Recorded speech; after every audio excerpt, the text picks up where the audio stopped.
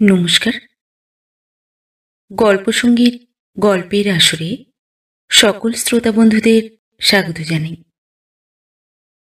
গল্পসঙ্গীর আজকের নিবেদন সাহিত্যিক সুবোধ ঘোষের লেখা গল্প মনোবাসিতা।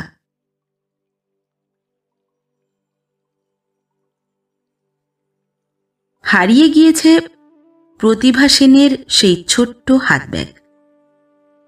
রোজই অফিসে যাবার সময় আর অফিস থেকে ফেরবার সময় যে হাত ব্যাগ প্রতিভা সেনের হাতে ঝুলত কিংবা কোলের উপর পড়ে থাকত, রঙিন চামড়ার ছোট্ট হালকা হাত ব্যাগ, তার উপর এমবস করা ছোট্ট একটি সাদা তাজমহল। এই তো মাত্র 3 মাস আগে লখনৌয়ে বেড়াতে গিয়ে উত্তরপ্রদেশ কুটির শিল্প প্রদর্শনীর একটা স্টল থেকে ব্যাগটাকে কিনেছিল প্রতিভা। ছুটির পর অফিস থেকে বের হয়ে ডালহৌসি বালিগঞ্জ ট্রামে ভিড় ঠেলে উঠবার পরেও ব্যাগটা হাতেই ছিল। মনে পড়ে প্রতিভার, ট্রামটা মোড় ফিরে রাসবিহারী অ্যাভিনিউয়ের ভেতর দিয়ে যখন চলতে শুরু করলো, তখনও এই ব্যাগটা প্রতিভার কোলের উপর ছিল। নতুন আংটিটা আঙুলে বড় বেশি ঢিলে হয়েছে, তাই আঙুল থেকে প্রায় পড়ো হয়েছিল একবার। আংটিটাকে আঙুল থেকে খুলে নিয়ে ব্যাগের ভেতর কখন ভরেছিল প্রতিভা তাও স্পষ্ট করে মনে পড়ে। ট্রামটা তখন ত্রিকোণ পার্ক পার হয়ে ছুটে চলেছে। তারপর আর কিছু মনে নেই। গড়িয়াহাটার মোড়ে নামবার সময় ব্যাগটা হাতে ছিল বলে মনে পড়ছে না। মনে হয় ভুল করে ট্রামের সিটের উপরেই ব্যাগটাকে রেখে ট্রাম থেকে নেমে পড়েছে প্রতিভা। উদ্বিগ্ন হয়ে ট্রাম ডিপোতে একবার ফোনও করেছিল প্রতিভা, কিন্তু জানা গেল কোনো হারানো লেডিস ব্যাগ ডিপোতে জমা হয়নি। তবে তো কোনো সন্দেহই নেই যে কেউ একজন ব্যাগটাকে পেয়েছে আর নিয়ে চলে গিয়েছে। ব্যাগের ভিতরে নতুন আংটিটা আছে। সৎ মানুষের হাতে পড়লে আংটি শুদ্ধ ব্যাগটাকে পাওয়া যাবে, আর কোনো অসতের হাতে পড়লে সবই যাবে। আংটিটা ফেরত আসবে না, ব্যাগটাও না। আংটিটা ছাড়া ওই ব্যাগের মধ্যে আর যেসব বস্তু আছে, এই পৃথিবীর 2টি মানুষ ছাড়া আর কারো কাছে সেসব বস্তুর কোনো দাম নেই। 2টো চিঠি আর একটা ফটো।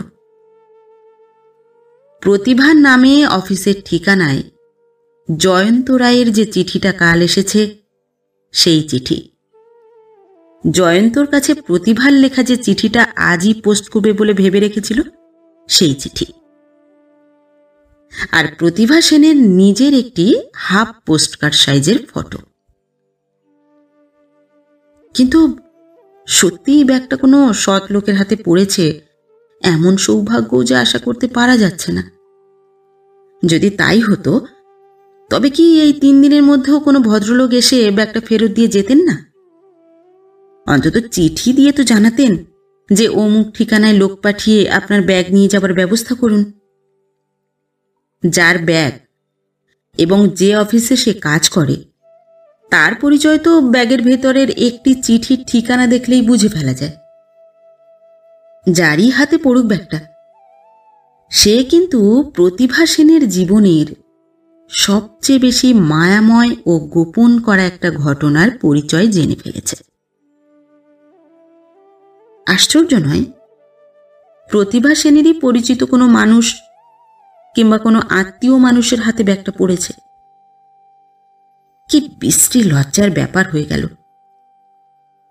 হাওড়ার শিবপুরে থাকে এবং অনেক টাকা হাতে নিয়ে ফিল্ম ইন্ডাস্ট্রিতে নেমেছে যে জয়ন্ত রায়, তার সঙ্গে ডালহাউসি স্কোয়ারের মুর অ্যান্ড মরিসনের হেড অফিসের প্রতিভা সেনের অল্পদিনের চেনাশোনা ও মেলামেশার ইতিহাস ভালোবাসার আবেগে মধুর হয়ে উঠেছে।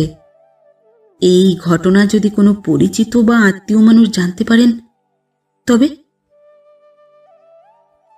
বিয়েটা হয়ে যাবার পর জেনে ফেললে কিছু আসে যায় না, কিন্তু বিয়ের আগে জেনে ফেললে যে লজ্জারই ব্যাপার হয়ে যায়। যদি বিয়ে শেষ পর্যন্ত না হয়, তবে তো ঘটনাটা প্রতিভার জীবনের একটা বিদ্রূপের, একটা গ্লানির গল্প হয়ে আত্মীয়দের আর পরিচিতদের মুখে মুখে ঘুরবে। শুধু লজ্জা নয়, ভয়ও পায় প্রতিভা। এই ডোভার লেনের কাকার যে বাড়িতে থাকে প্রতিভা, সে বাড়িতে মুখ চোরা মেয়ে বলে প্রতিভার যে একটু দুর্নাম গোছে সুনামও আছে। কাকিমা বিয়ের কথা বললেই প্রতিভা শুধু একটা লাজুক হাসি হেসে মুখ ফিরিয়ে নেয়। সত্যি, বিয়ে করতে চায় কি না চায় মেয়েটা, কাকিমা স্পষ্ট করে কিছু বুঝতেও পারেন না। কাউকে বিয়ে করবে বলে মনে মনে কোনো অনুরাগের কাণ্ড করে বসে আছে কিনা তাও বোঝা যায় না।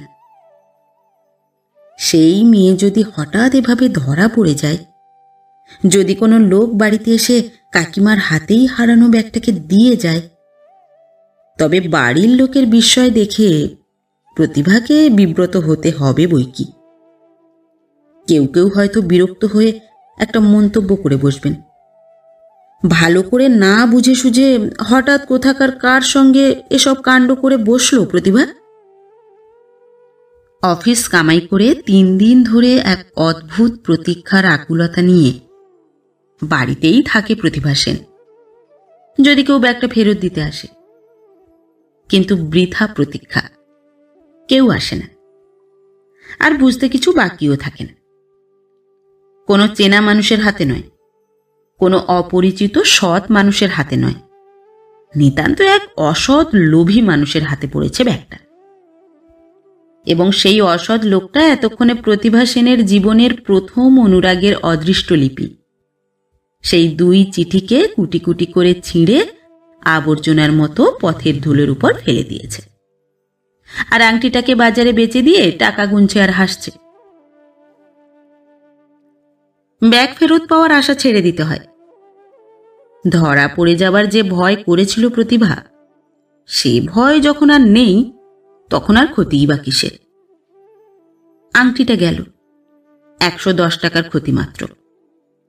কিন্তু জয়ন্ত রায় আর প্রতিভা সেনের জীবন যে ভালোবাসার বন্ধন চিরকালের মতো স্বীকার করে নেওয়ার জন্য তৈরি হয়েছে, সে ভালোবাসা তো ওই 2টি চিঠি মাত্র নয়। সে ভালোবাসা যে প্রতিভা সেনের ভাবনায় নীরব কলরবের মতো বাজছে, সে ভালোবাসা যে জয়ন্ত রায়ের জাগা চোখেও স্বপ্ন ধরিয়ে দিয়ে জয়ন্ত রায়কে আশ্চর্য করে দিয়েছে। সেই কথাই তো ওই চিঠিতে লিখেছিল জয়ন্ত রায়। আর দেরি করতে চায় না জয়ন্ত। জয়ন্তর ইচ্ছা এই মাসেই যে কোনো একটি দিনে বিয়ে হয়ে যাক। এই ইচ্ছার কথাটুকু লিখতে গিয়ে জয়ন্তর কলম যেন একটা অভিমানের বিদ্রোহ ঠেলে দিয়েছে। এখনো যদি তোমার মনে কোনো সন্দেহ থেকে থাকে প্রতিভা, আমাকে বিয়ে করলে তুমি সুখী হতে পারবে না, তবে স্পষ্ট করে সে কথা জানিয়ে দিও। কি অদ্ভুত সন্দেহ, উল্টো সন্দেহ। এতদিন যে প্রতিভা সেনের মনেই এই সন্দেহ ছিল। পৃথিবীতে এত সুন্দরী ও শিক্ষিতা মেয়ে থাকতে জয়ন্ত রায়ের মতো মানুষ কেন প্রতিভা সেনের মতো মেয়েকে ভালোবেসে ফেলে? এই মুর অ্যান্ড মরিসনের অফিসেই ম্যানেজারের কেবিনে জয়ন্ত রায়ের সঙ্গে একদিন প্রতিভা সেনের দেখা। একটা ফাইল নিয়ে ম্যানেজারের কেবিনে প্রতিভাকে সেদিন উপস্থিত হতে হয়েছিল। সেই যে দেখা, সেই দেখার বিস্ময় আর অনুভব আর কদিনের আলাপ ও পরিচয়ের পর যেদিন আরও নিবিড় হয়ে প্রতিভা সেনের আর জয়ন্ত রায়ের মুখ রঙিন করে দিল, সেদিনের পর আর কেউ কোনোদিন কারো কাছে মনের ইচ্ছা গোপন রাখতে পারেনি। মুখোমুখি দেখা কমই হয়েছে, কিন্তু তাতে কিছু আসে যায়?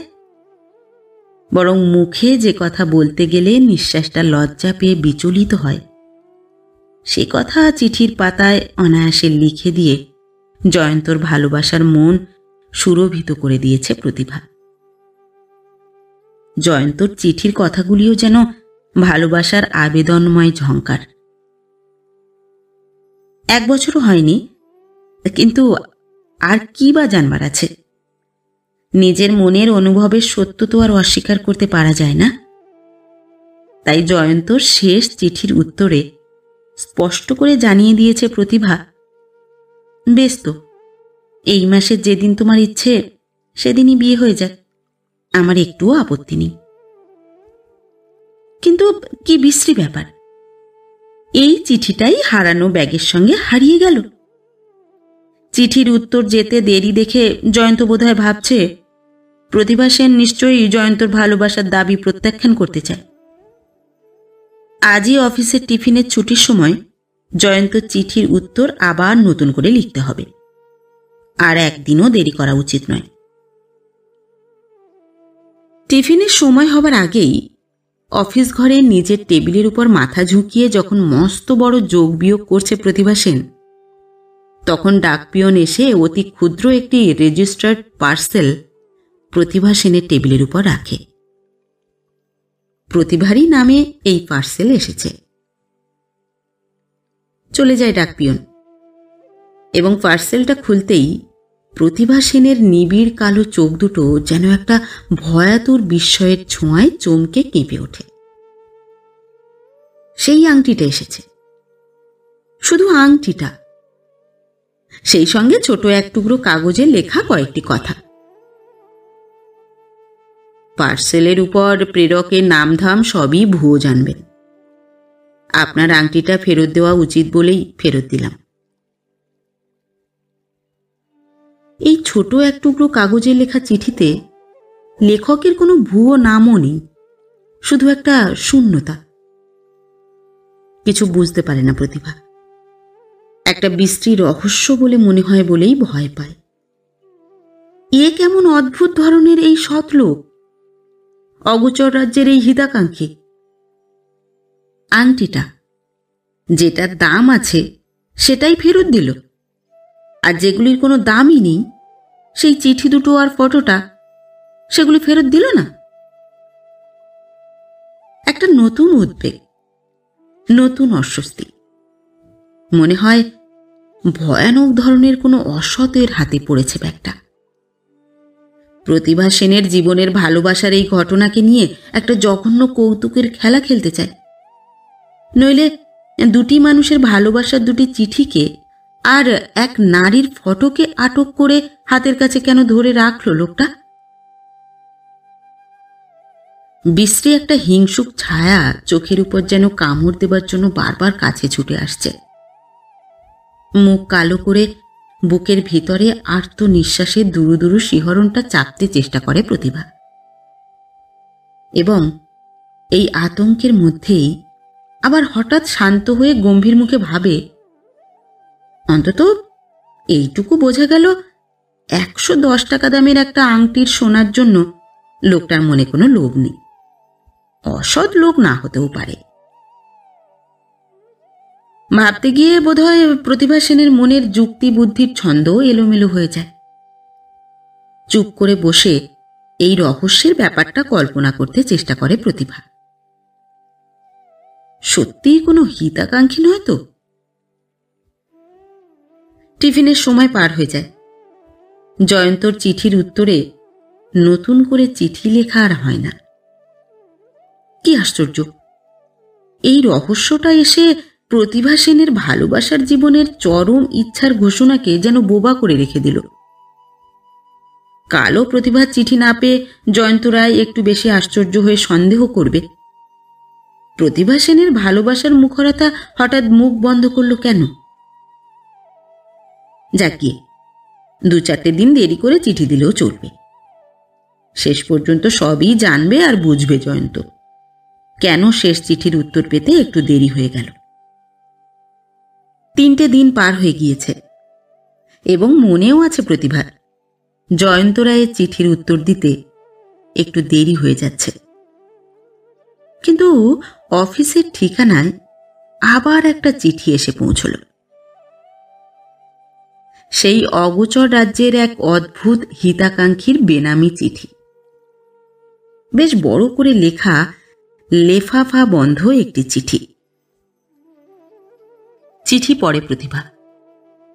সঙ্গে সঙ্গে প্রতিভা সেনের নিবিড় কালো চোখের তারা থেকে যেন একটা দুঃসহ জ্বালার সাদা ছাই উঠতে থাকে। সেই জ্বালা নিজের মনের উপর একটা তপ্ত ধিক্কারের জ্বালা, আর এই ধিক্কার যেন নিজেরই মনের একটা অন্ধতার উপর ধিক্কার। এ কি ভয়ানক বিদ্রুপের গান গাইছে হিতাকাঙ্ক্ষীর চিঠিটা। জয়ন্ত রায়ের কাছে লেখা আপনার চিঠিটা আমি নিজেই ডাকে দিতে গিয়ে শেষ পর্যন্ত দিইনি। কেমন যেন মনে হলো, সন্দেহ হলো আপনি ভুল করছেন না তো। তাই খোঁজ নিলাম জয়ন্ত রায় কে এবং কেমন মানুষ। খোঁজ নিয়েই বড় ভয় পেয়েছি, তাই বাধ্য হয়ে আপনাকে জানাচ্ছি। জয়ন্ত রায়কে বিয়ে করা আপনার উচিত নয়। জয়ন্ত রায় মোটেই সচ্ছল অবস্থার মানুষ নয়। অনেক টাকা নিয়ে ফিল্ম ইন্ডাস্ট্রিতে নেমেছে জয়ন্ত রায়, এ কথা নিছক মিথ্যে কথা। জয়ন্ত রায় রেস খেলা ছাড়া আর কোনো কাজই করে না। জয়ন্ত রায় এর আগে 3 বার বিয়ে করেছে এবং পত্নী ত্যাগ করেছে। জয়ন্ত রায়ের নামে অনেক পাওনাদারের মামলা চলছে। শিবপুরে যে বাড়িতে থাকে জয়ন্ত, সে বাড়ি জয়ন্তর বাড়ি নয় এবং ভদ্রলোকের থাকবার বাড়িও নয়, ওটা জুয়ার আড্ডা। আমার কথা যদি অবিশ্বাস করেন তবে অন্তত একবার হাওড়া পুলিশের কাছে খোঁজ নেবেন। তখন বুঝতে পারবেন যে আমি একটি কথাও মিথ্যা বলিনি এবং বাড়িও বলিনি। বাড়ি ফিরে গিয়ে এই চিঠি হাতে নিয়ে কাকিমার কাছে কেঁদে পড়ে প্রতিভা এবং পরদিনই হাওড়া পুলিশের কাছ থেকে খোঁজ নিয়ে এসে কাকা বললেন, খুব বেঁচে গিয়েছে প্রতিভা, জয়ন্ত রায় একটা অমানুষ। কিছুক্ষণ গম্ভীর হয়ে থেকে কাকাও একটা বিস্ময়ে বিচলিত হয়ে কাকিমার মুখের দিকে তাকিয়ে বলেন,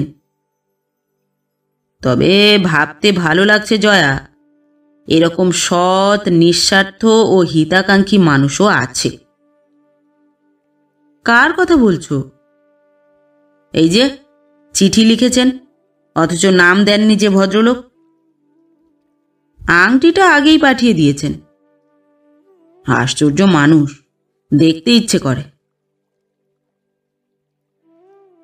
2 দিন পরে একলা ঘরে বসে নিজেরই মনের ভাবনার মধ্যে এই সত্য অনুভব করে আর ছটফট করে প্রতিভা। প্রতিভা সেনেরও যে দেখতে ইচ্ছে করে। এমন করে আড়ালে থেকে অকারণে প্রতিভা সেনের জীবনের এত বড় উপকার করে দিল যে সে মানুষকে চোখে দেখবার জন্য মনটা মাঝে মাঝে বড় বেশি ব্যাকুল হয়ে ওঠে। আরও আশ্চর্য, এই ব্যাকুলতার জন্য কোনো লজ্জা পায় না প্রতিভা। জয়ন্ত রায় একবার টেলিফোনে কথা বলেছিল। প্রতিভা সেন শুধু একটি কথা বলে বক্তব্য শেষ করে দিয়েছেন, কোনো কথা বলতে চাই না। অফিসে বসে কাজ করতে করতেই আনমনা হয়ে যায় প্রতিভা। টেলিফোনে কি সেই মানুষটির গলার স্বর কোনোদিন শুনতে পাওয়া যাবে না? কাছে এসে দেখা দিতে যদি বাধা থাকে, থাকুক, না আসুক, কিন্তু টেলিফোনে কথা বলতে কি বাধা থাকতে পারে? একবার শুধু বললেই তো হয়, আমি আপনার উপকার করেছি। সেই মুহূর্তে প্রতিভাও তার মনের সব ব্যাকুলতা গলার স্বরে ঢেলে দিয়ে তো বলতে পারবে, আপনাকে সহস্র ধন্যবাদ। কিন্তু কে জানে প্রতিভা সেনের কাছ থেকে একটা ধন্যবাদ নেবারও লোভ আছে কিনা ভদ্রলোকের মনে, কিংবা হয়তো প্রতিভা সেনের মতো মেয়েকে ঘৃণাই করেন ভদ্রলোক। ভালোবাসতে গিয়ে সত্য মিথ্যার বোধ হারিয়ে ফেলে, ভালো মন্দ ঠাহর করতে পারে না যে মেয়ে, তাকে ঘৃণা করে আর ভয় না করে পারবেনই বা কেন? কিন্তু ভদ্রলোকেরও কি আর একটা সত্য জানতে ইচ্ছে করে না? জানতে পারলে যে নিজেই সুখী হবেন। তাঁরই চিঠির পুণ্যে প্রতিভা সেনের জীবন একটা মরণ থেকে বেঁচে গিয়েছে। জয়ন্ত রায়কে বিয়ে করবার দুর্ভাগ্য থেকে রক্ষা পেয়েছে। ভদ্রলোকের চিঠির অনুরোধ জয়ী হয়েছে। প্রতিভা সেনের অন্ধতা ঘুচে গিয়েছে। জানতে পেরেছেন নিশ্চয়ই? যিনি এত খোঁজ নিতে জানেন, তিনি কি আর এটুকু খোঁজ না করে আছেন? কিন্তু কই, এই সামান্য কথাটাও তো লিখলেন না যে দেখে সুখী হলাম, জয়ন্ত রায় নামে দুর্ভাগ্যটা আপনার জীবনের ক্ষতি করতে পারল না। জানতে কি ইচ্ছে হয় না ভদ্রলোকের প্রতিভা সেন আবার কোনো ভুল করল কিনা? সেই মানুষের মনে ইচ্ছে দেখা দেবে না, হতেই পারে না। মনে হয় আড়াল থেকে খোঁজ নিচ্ছেন, কিন্তু খোঁজ নিতে হলে যে প্রতিভা সেনকে দেখবারও দরকার হয়ে পড়ে। সত্যিই কি এই অদ্ভুত ভদ্রলোক আড়াল থেকে প্রতিভাকে দেখছেন? প্রতিভার মনের একটা সন্দেহ, কিন্তু সন্দেহটা যেন প্রতিভার মুখের উপর আলো ছড়িয়ে দিয়ে হাসতে থাকে। না, সন্দেহ কেন হবে? বিশ্বাস করতেই যে ইচ্ছে করে। প্রতিভার আসা যাওয়ার উপর, প্রতিভার মুখের সব ভাবনাময় শিহরগুলির উপর নিয়ত চোখ রেখে আনাগোনা করেন ভদ্রলোক। প্রতিভার জীবনকে ভুলের ভয় থেকে আগলে রাখবার জন্য একটা মায়াময় শাসন, একটা সতর্ক উপকার প্রতিভার মুখের দিকে তাকিয়ে থাকে। বেশ একটু দূরে দূরে থাকে বোধহয়। হয়তো মাঝে মাঝে খুব কাছাকাছি এসে প্রতিভার চোখের উপর দিয়েই চলে যায়। তার ছায়া এসে প্রতিভার গায়ের উপর পড়ে, তার নিঃশ্বাসের বাতাস প্রতিভার গায়ে লাগে, কিন্তু তাকে চিনতে পারে না প্রতিভা। চেনবার উপায় নেই, কিন্তু কোনোদিন কি চিনে ফেলতে পারা যাবে না?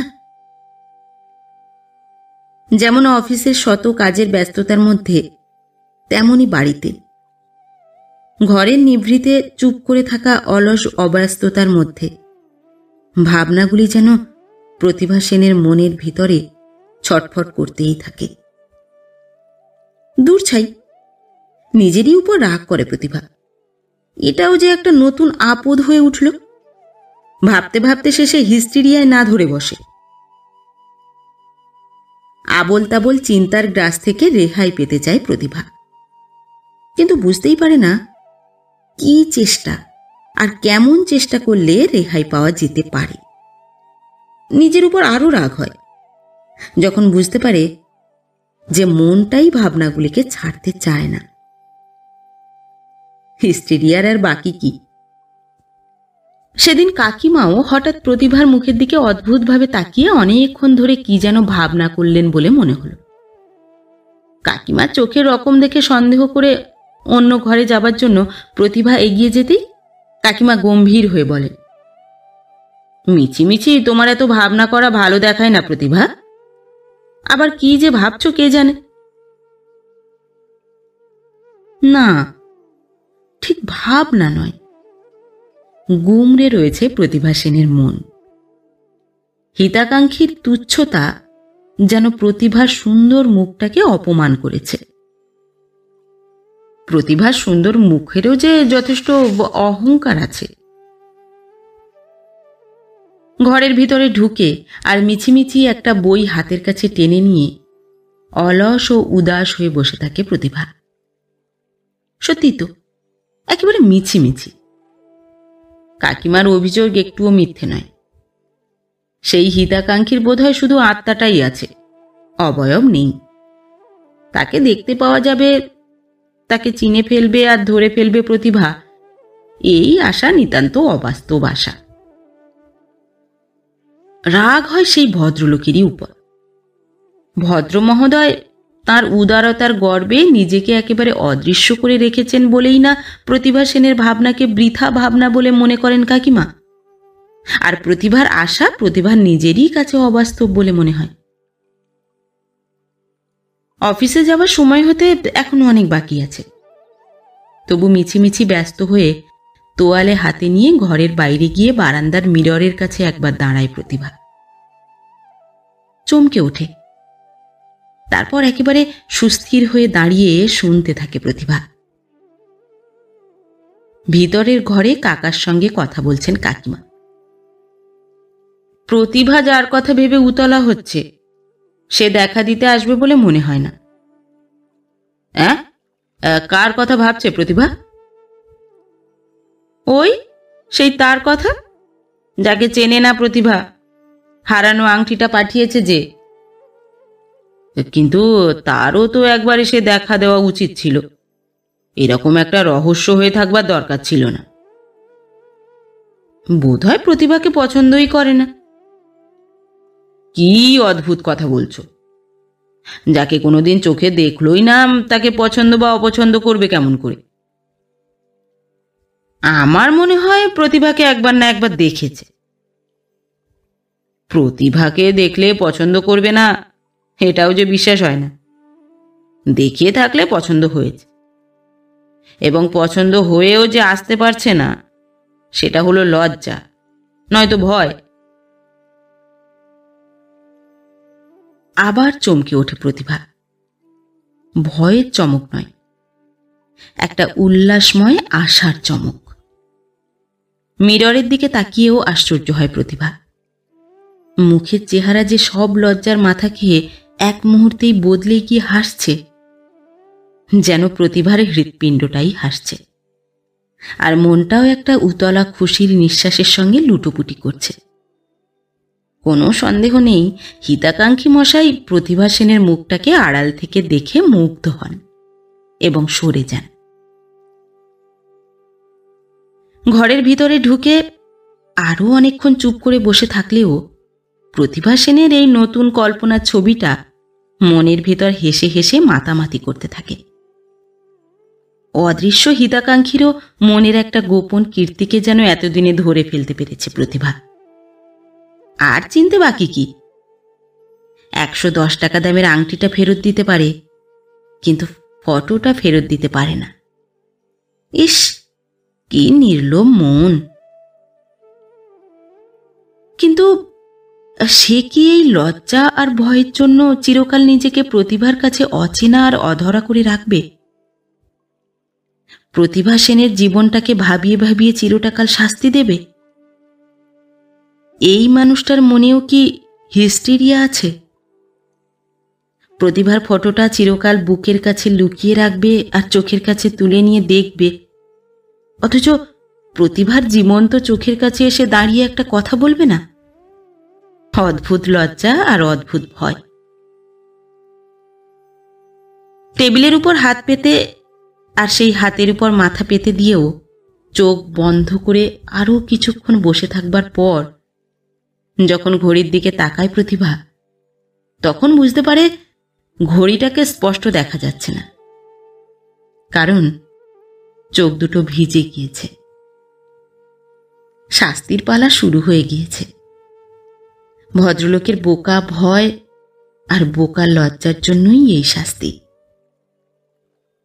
কিন্তু তাকে কি কোনোদিন চিনে ফেলতে পারবে না প্রতিভা? কেন পারবে না? আবার মাথা ঝুঁকিয়ে হাতের উপর মুখ গুঁজে দিয়ে যেন একটা প্রতিজ্ঞার জ্বালায় ছটফট করতে থাকে প্রতিভা। তাকে চিনতে হবেই, না চেনা দিয়ে যাবে কোথায়? প্রতিভা সেনের চোখও চারিদিকে সব ছায়া, সব মুখ, সব দৃষ্টি আর সব নিঃশ্বাসের শব্দের উপর পাহারা রাখবে। দেখা যাক তাকে চিনতে পারা যায় কিনা। অফিসে যাওয়ার আগে আজ যেমন সাজে নিজেকে সাজায় প্রতিভা, মনে পড়ে না তেমন সাজে সুষমার বিয়ের নিমন্ত্রণে যাবার দিনেও নিজেকে সাজিয়েছিল কিনা। মিররের দিকে তাকিয়েও মনে মনে স্বীকার করে প্রতিভা, প্রতিভার এই মুখের ছবিটা এর চেয়ে বেশি সুন্দর হয়ে কোনো দিন ফুটে ওঠেনি। ভাগ্যের লীলা কলার রকম দেখেও মনে মনে একটা দুঃখের হাসিও হেসে ফেলে প্রতিভা। ভাগ্যটা যেন প্রতিভাকে ঘাড়ে ধরে এক অদ্ভুত হয়রানির অভিসারে পৃথিবীর পথের উপর ছেড়ে দিচ্ছে। ছোট্ট সাদা তাজমহল আঁকা সেই রঙিন চামড়ার ব্যাগ, যে ব্যাগটা প্রতিভা সেনের জীবনে এই অদ্ভুত ঘটনা ঘটিয়েছে, সেই ব্যাগটি তো আর নেই। প্লাস্টিকের নতুন একটা লেডিস ব্যাগ কিনেছে প্রতিভা। সেই ব্যাগ হাতে নিয়ে অফিস যাওয়ার সময় রোজই যেমন, আজও তেমনি বাইরের বারান্দায় বেতের চেয়ারটার উপর কিছুক্ষণ বসে থাকে প্রতিভা।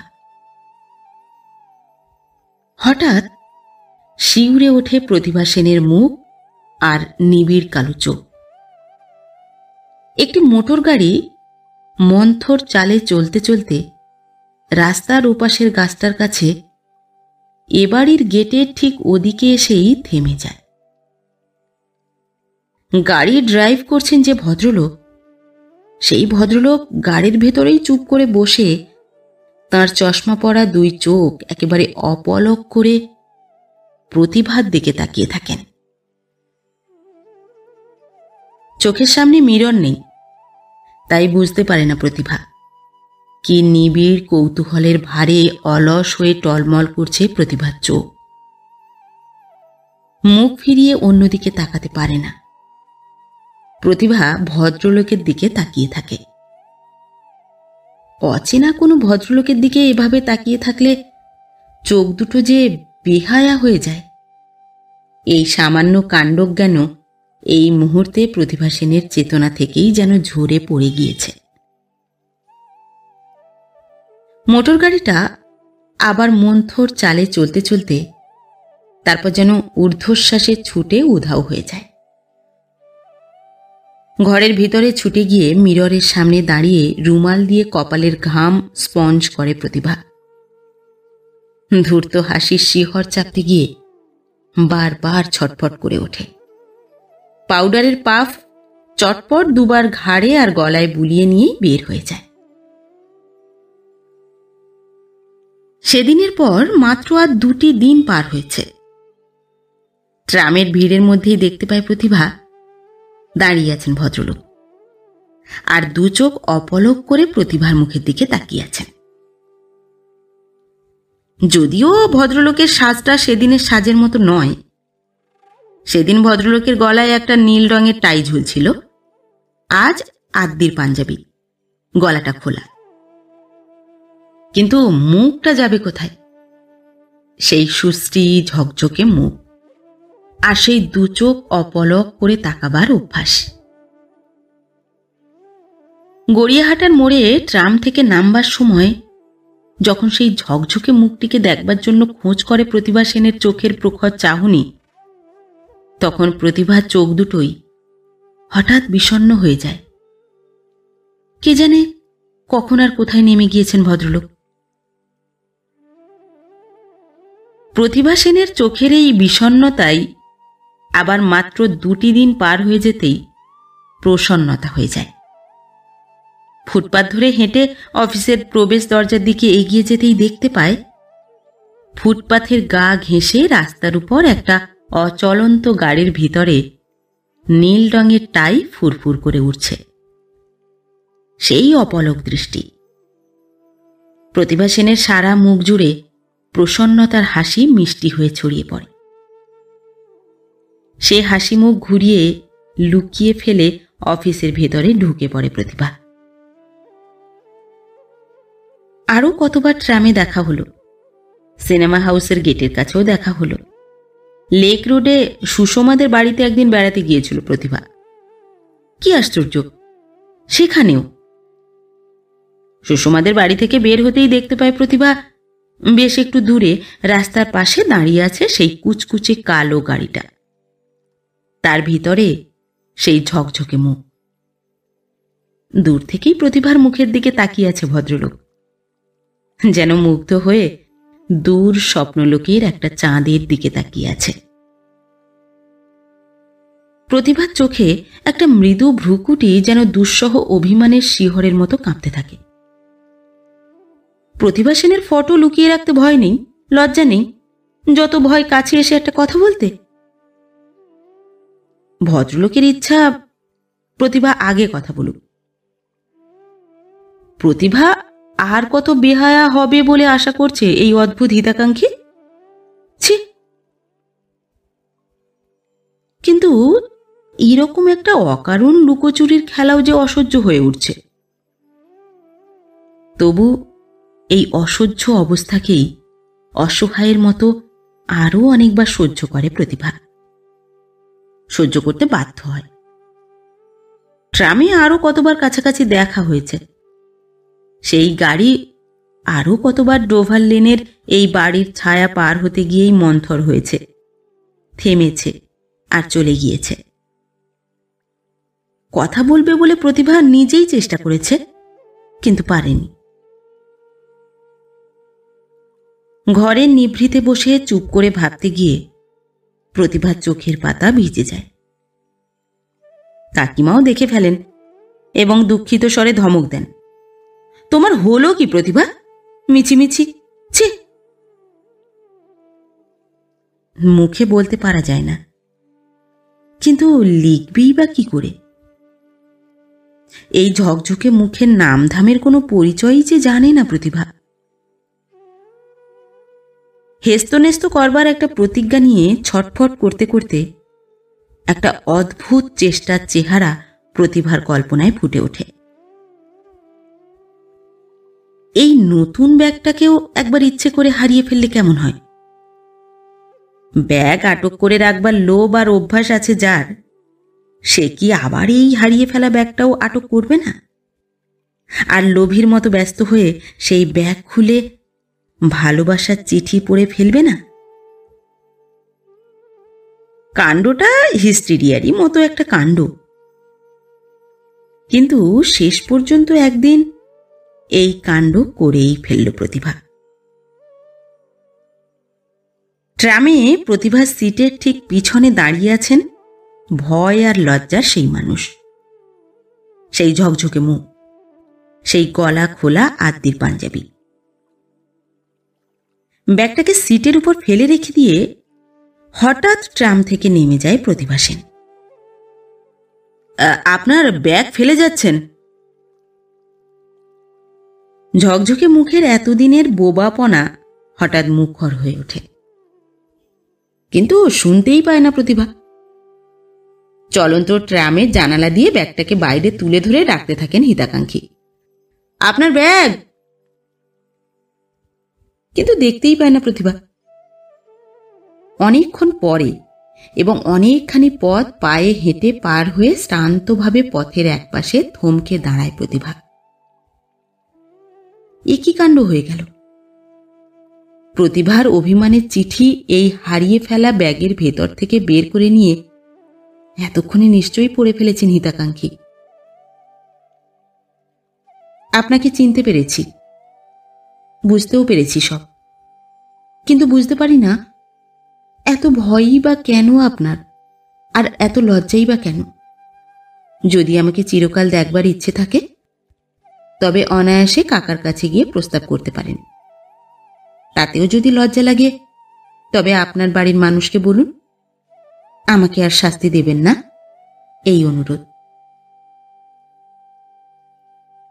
এই চিঠি পাওয়ার পরেও যদি ওই ঝকঝকে মুখ ঠাট্টা করে হেসে ওঠে, কিংবা প্রতিভা সেনের এই বেহায়া দুঃসাহসের কায়দা দেখে আরো ভয় পায় এবং অদৃশ্যই হয়ে যায়, তবে প্রতিভা সেনের জীবন যে ব্যর্থ ভালোবাসার একটা পঙ্কিল কবর হয়ে পৃথিবীতে পড়ে থাকবে।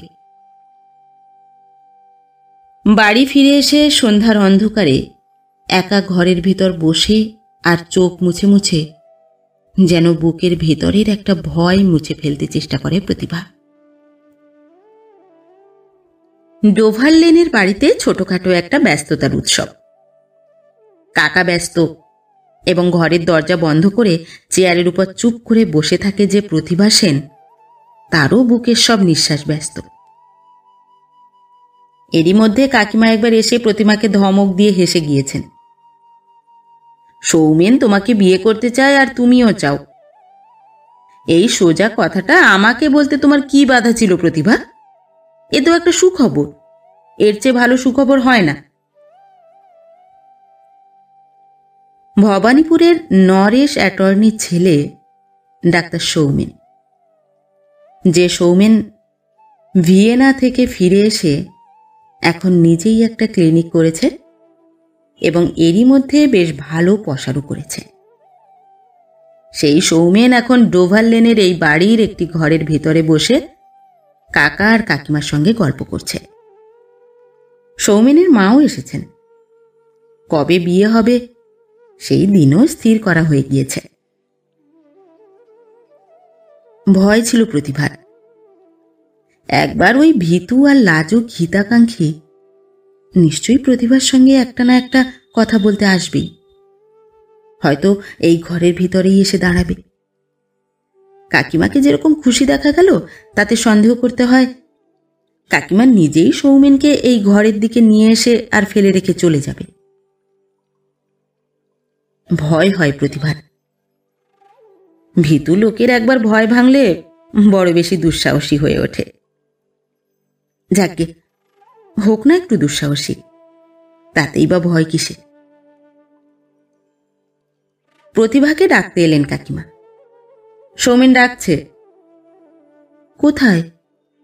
বাইরের বারান্দায়। তুমি সৌমেনের চা নিয়ে যাও প্রতিভা। চা নিয়ে যায় প্রতিভা।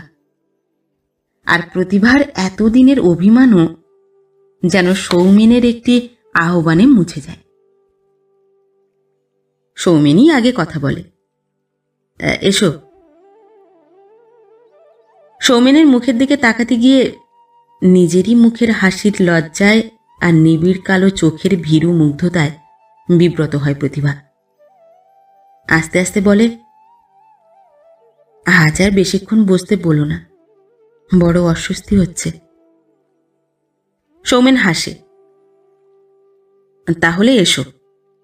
হ্যাঁ, একটি কথা অন্তত শুনে যাও। বলো। আমি সত্যিই যেন এতদিন পাগল হয়ে গিয়ে মনে মনে তোমাকে ভালোবেসেছি, কিন্তু বিশ্বাস করতেই পারিনি যে তুমিও। আমি তো তোমারও আগে, তোমাকে দেখবারও আগে। আচ্ছা, এবার যাই। ডোভার লেনের বাড়ির এই ব্যস্ততার উৎসব শেষ হয়ে যেতে আর বেশি দেরি হয়নি। যাবার আগে সৌমেনের মা প্রতিভার হাত ধরে বলে গেলেন, এবার চাকরি ছাড়তে হবে প্রতিভা। দুপুর হয়। বই পড়তে বসে প্রতিভা সেনের চোখ ঠিক যখন একটা ঘুম ঘুম আবেশে মজে আসতে থাকে, তখন কাকিমা নিজেই এসে একটা চিঠি প্রতিভার হাতের কাছে রেখে দিয়ে চলে যান। একটা খামের চিঠি। ডাকে এসেছে চিঠিটা। কার চিঠি? প্রতিভার চোখের ঘুম ঘুম আবেশ যেন একটা কাঁটার খোঁচা খেয়ে ছিঁড়ে যায়। হাতের লেখাটা যে চেনা মনে হয়। হিতাকাঙ্ক্ষীর চিঠি। দেখে খুশি হলাম, নিশ্চিন্ত হয়েছি। এবার আপনি ভুল করেননি। আমি এবারও খোঁজ নিয়েছি। ডাক্তার সৌমেন মিত্র অতি সজ্জন, অতি চমৎকার চরিত্রের মানুষ। সৌমেন ডাক্তারের সঙ্গে আপনার বিয়ে হলে খুবই ভালো হয়। সৌমেন ডাক্তার যদি রাজি থাকেন, তবে আপনিও রাজি হবেন, এই অনুরোধ করি। চিঠিটাকে আঁকড়ে ধরে একটা ভয়ানক আর্তনাদ বুকের ভেতরেই চেপে রেখে একেবারে স্তব্ধ হয়ে বসে থাকে প্রতিভা। কি ভয়ানক এই রক্তমাংসহীন অদৃশ্য অশরীরী হিতাকাঙ্ক্ষী! আড়াল থেকে প্রতিভা সেনের অভিসারের পথ বিপথের উপর চোখ রাখছে। প্রতিভা সেনের নির্ভুল ভালোবাসার উপর মঙ্গলবাড়ি বর্ষণ করছে। প্রতিভা সেন যে মনে মনে এই হিতাকাঙ্ক্ষীরই বুকের উপর লুটিয়ে পড়েছিল, কিন্তু হিতাকাঙ্ক্ষী যেন প্রতিভাকে আদর করে তুলে নিয়ে সৌমেনের বুকের উপর রেখে দিল। কিন্তু না, আবার পাগল হয়ে যাওয়া সম্ভব নয়। হিতাকাঙ্ক্ষীরই অনুরোধ মাথা পেতে বরণ করে নেওয়া ছাড়া উপায় নেই। সৌমেনও তো মিথ্যে হয়ে যেতে পারে না। আড়াল থেকে দেখে সুখী হোক হিতাকাঙ্ক্ষী। মাত্র 5টি দিনের অদেখার পালা শেষ হয়ে যাবার পর সৌমেনের সঙ্গে প্রতিভার আবার যেদিন দেখা হয়, সেই দিনটি হলো বিয়ের দিন। সময়টা সন্ধ্যা। আবার এই বাড়িতে একটা ব্যস্ততার উৎসব জেগে ওঠে। হাতে হাত রাখা শুভ পরিণয়ের অনুষ্ঠানও সমাপ্ত হয়। বিয়ের রেজিস্ট্রার চলে যান। তারপরেও ঘরের ভিতরে সৌমেনের সঙ্গে নানা আত্মীয় স্বজনের আলাপের কলরব বাড়তে থাকে। আর প্রতিভা বোধ হয় এই সন্ধ্যার নতুন মনটাকে নিয়ে একটু একলা হবার জন্য বাইরের বারান্দায় এসে দাঁড়ায়।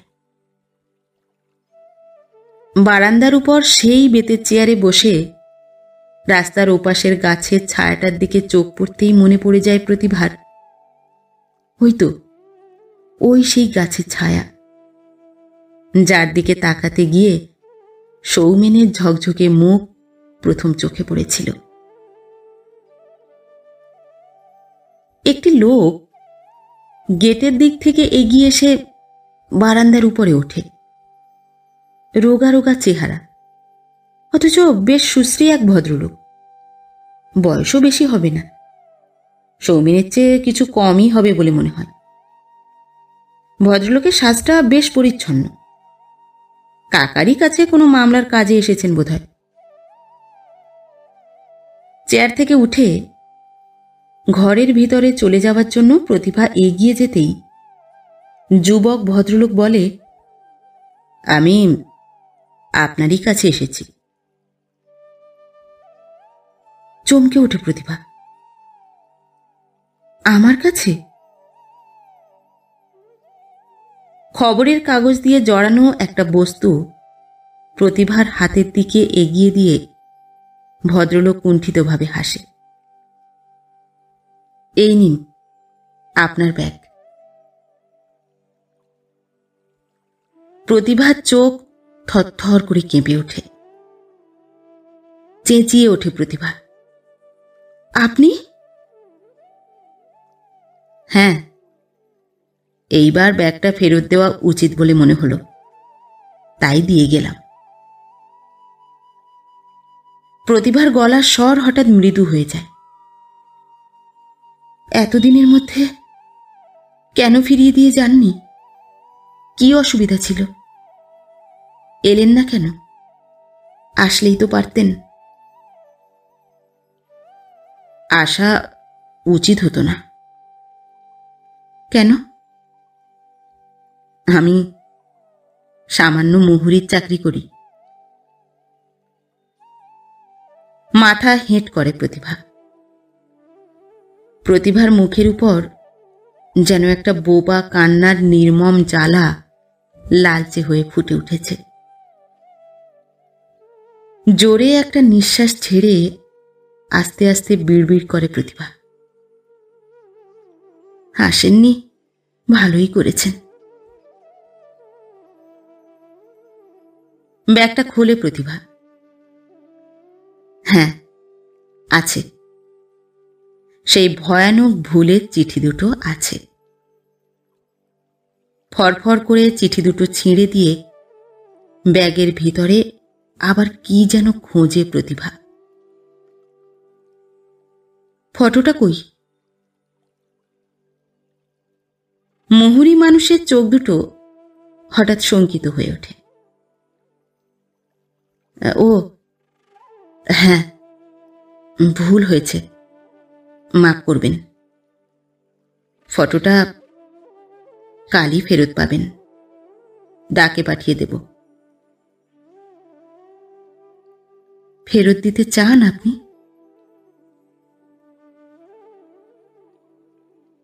না। ভেজা চোখ মুছতে মুছতে ছটফট করে বলে ওঠে প্রতিভা, তাহলে ফটোটা আপনারই কাছে থাক।